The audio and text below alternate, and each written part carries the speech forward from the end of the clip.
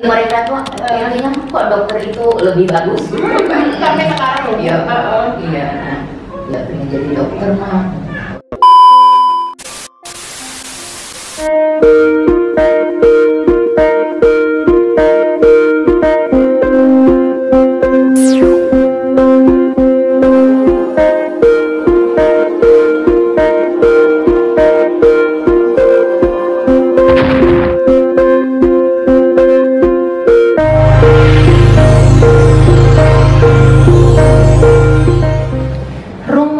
Sekolah adalah tempat di mana anak-anak kita mendapatkan pendidikan.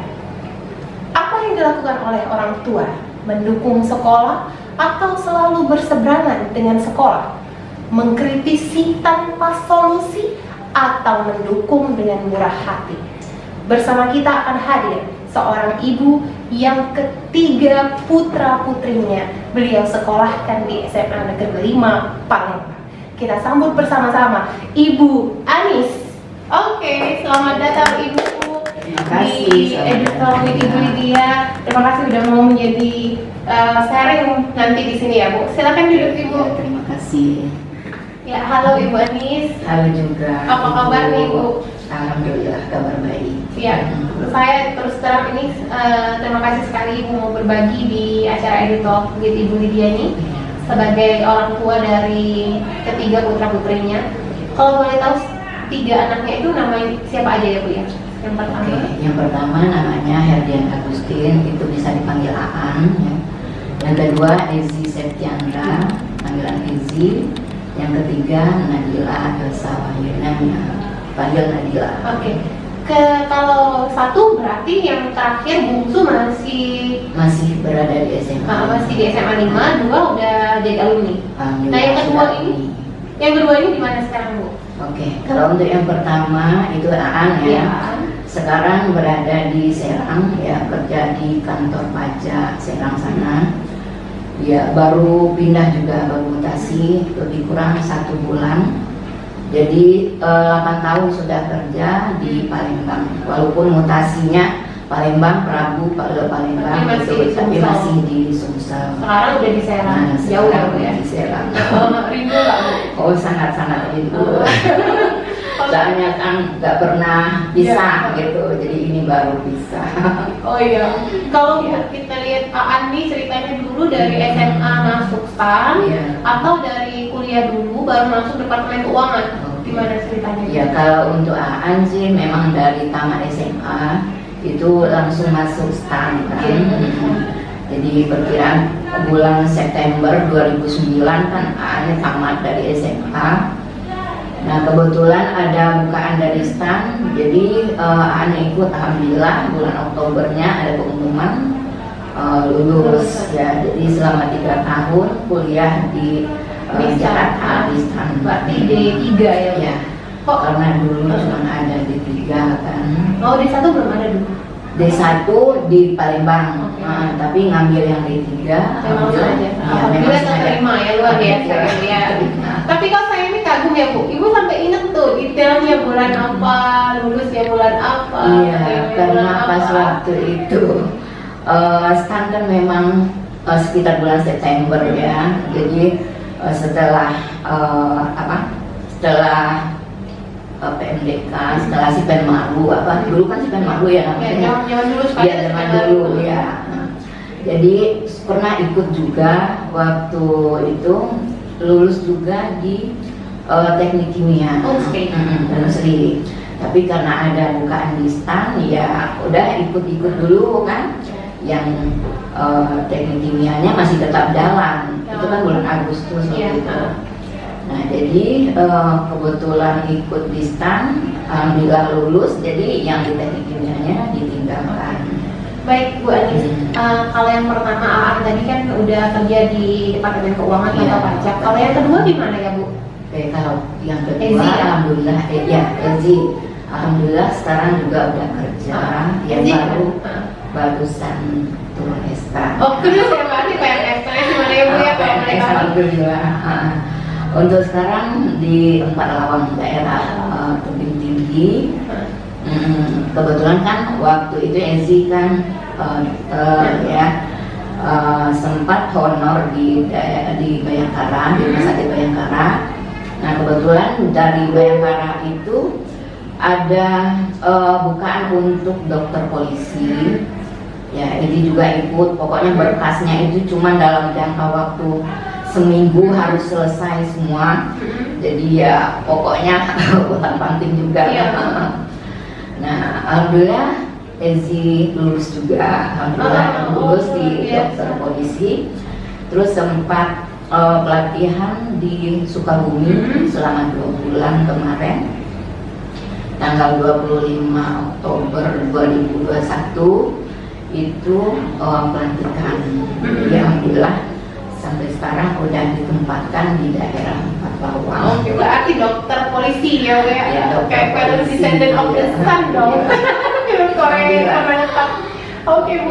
Tapi Bu, ngomong-ngomong, yang pertama kan di Departemen Keuangan ya, yang kedua di sebagai seorang dokter. Itu apa anak kedua tuh nggak mau ikut kakaknya pada saat itu?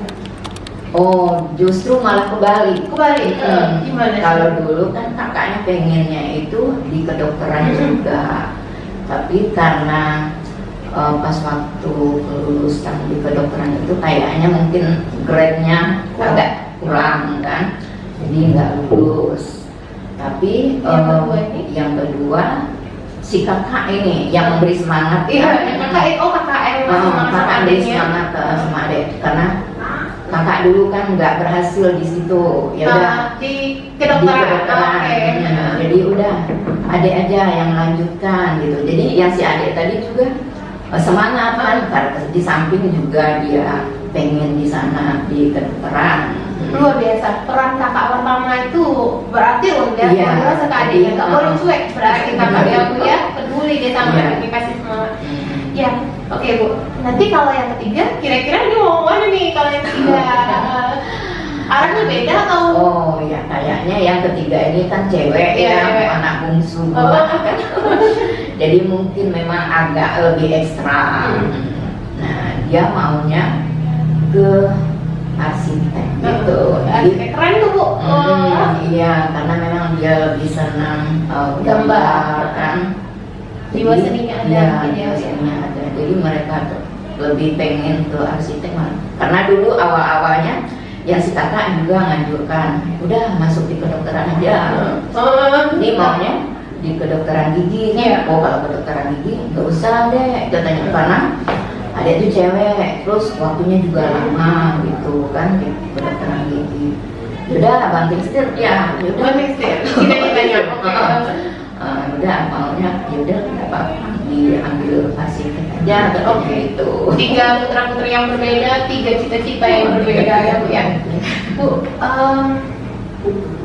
yang semasa kecil ya Bu ya, apa mereka udah pernah punya cita-cita jadi dokter, yang satu punya arsitek, yang satu ini mau kerja di Departemen Keuangan? Semasa kecil udah punya belum cita-cita?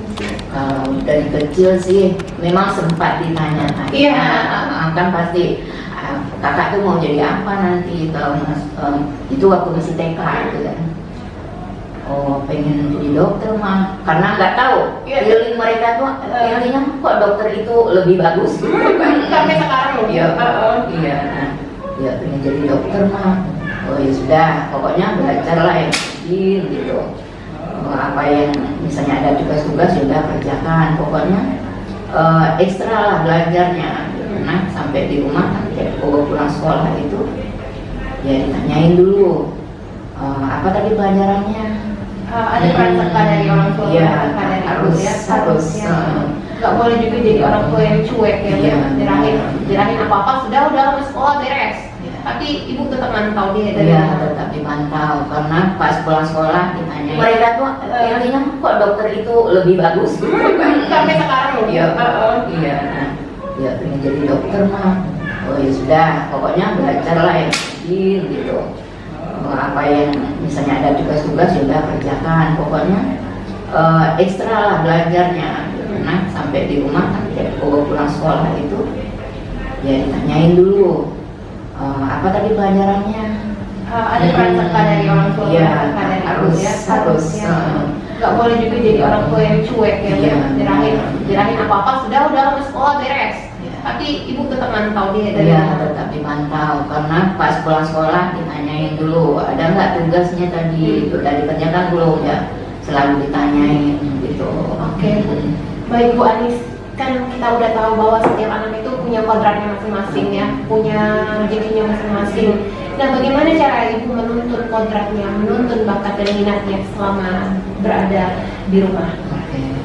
Kalau di rumah sih ya itu tadi kan yang anak-anak tadi selalu ditanyain setiap pulang sekolah, terus ada tugas tidak, Kontrol kemudian ya dikontrol terus, kemudian juga dimasukkan di tempat les kan untuk belajar tambahan. Jadi istilahnya itu tidak cuma hanya di sekolah, jadi ada pelajaran tambahan di tempat-tempat les, kemudian juga untuk ya jelas agama juga tetap itu ya. Jadi ya kalau itu dimasukkan ke TPA juga kan, ya alhamdulillah di TPA juga udah menyelesaikan Al-Quran datang juga. Jadi imbang ya Bu ya antara dunia dan akhirat ya. Itu diusahakan begitu keinginan. Baik Bu Anis, ini sebagai ortu nih Bu ya. Ibu, menurut Ibu ada nggak peran sekolah terhadap kesuksesan putra-putri Ibu? Oke, kalau untuk peran sekolah pasti sangat-sangat banyak sekali ya. Karena yang jelas orang tua di rumah tidak akan mungkin mengajari anak-anak semua mata pelajaran kan. Kalaupun misal seorang guru, mungkin orang tuanya guru, tapi paling juga pelajaran tertentu yang dia bisa ajarkan. Nah, untuk yang lain-lain kan pasti di sekolah ya, apalagi dimasukkan di sekolah yang istilahnya itu ya unggulan, yang sekolah yang the best lah. Tambah juga mungkin guru-gurunya juga the best kan ya, apalagi kayak sekarang dengar-dengar di SMA 5 kan ada guru penggerak lah, ada program dari Pak Menteri ya. Jadi banyak, jadi sangat berharap sekali juga kalau dengan adanya guru-guru yang demikian, anak-anak juga bisa lebih meningkatkan lagi dan bisa juga mencapai cita-citanya. Amin ya Pak Amin. Semuanya demi anak-anak Bu ya. Ya, semua demi anak. Oke, ini pertanyaan yang terakhir Bu. Apa harapan Ibu terhadap SMA Negeri 5 Palembang?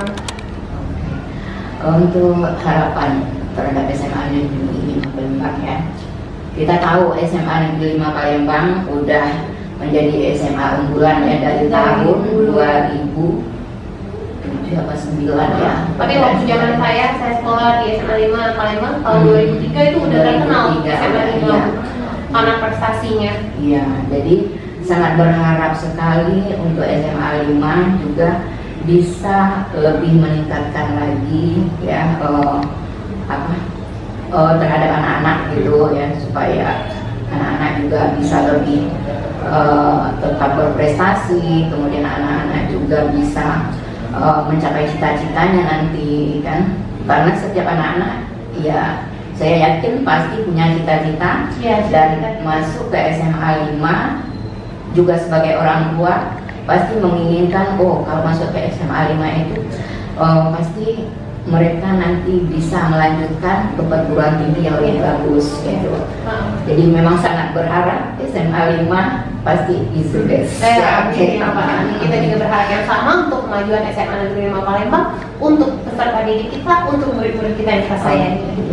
Oke Bu Anis, kita masuk ke segmen The Home Share ya Bu ya. Siap ya Bu ya. Baik, oke Bu. Jadi saya akan mengajukan beberapa pertanyaan yang harus Ibu jawab dengan cepat, spontan. Jadi kayaknya ini ya. Tidak perlu alasan Ibu. Saya tidak akan minta alasan Ibu. Kita santai saja. Oke.